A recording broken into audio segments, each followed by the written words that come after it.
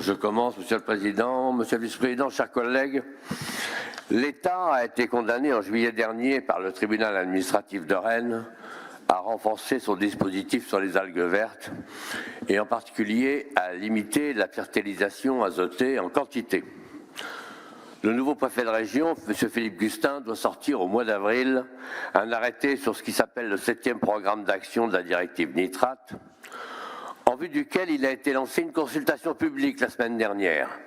Consultation publique à laquelle j'invite mes collègues à répondre si le sujet les intéresse.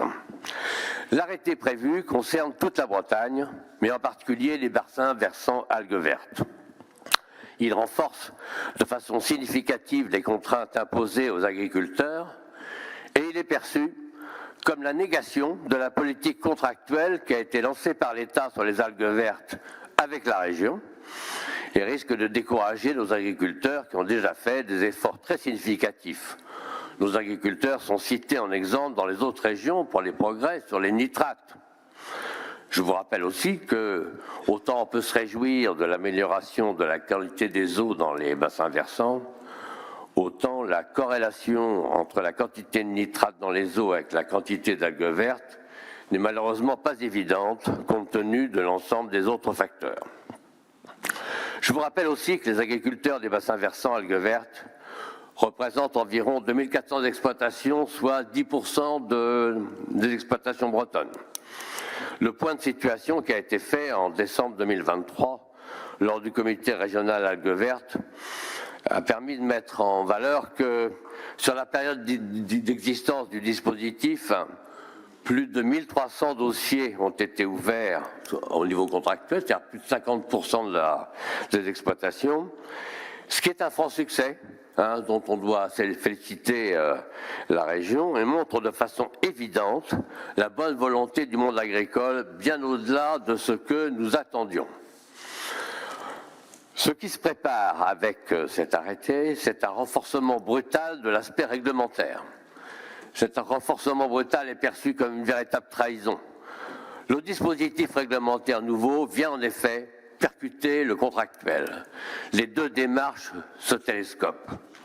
Ce texte d'arrêté, assez indigeste, prévoit particulièrement l'introduction d'un nouvel indicateur, une norme de plus en fait, c'est bien le moment, la balance globale azotée, l'introduction de seuils d'alerte pour les mesures de reliquat azoté, etc., etc.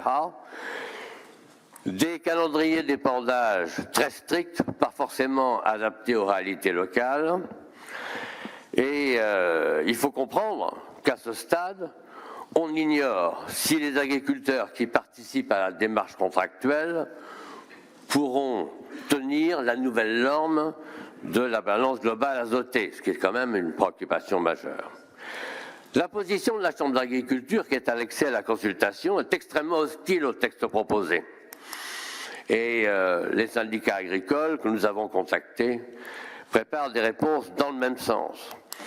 En particulier, la Chambre d'agriculture dénonce un certain nombre de points, j'en ai retenu quelques-uns.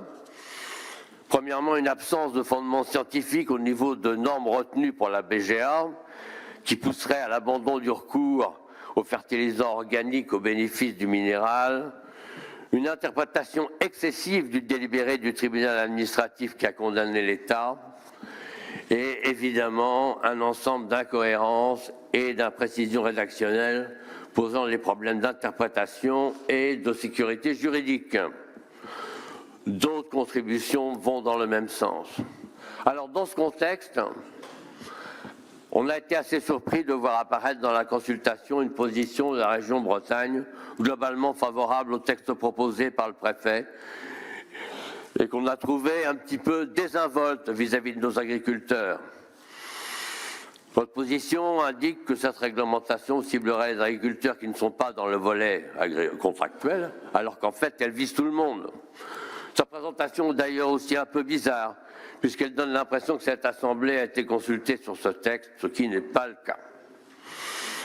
Pouvez-vous, Monsieur le Vice-président, clarifier cette position particulièrement sensible en ce moment? Avez-vous l'intention de la changer ou de la modifier de façon à parvenir à un texte plus critique, plus professionnel et donc plus pertinent pour nos agriculteurs?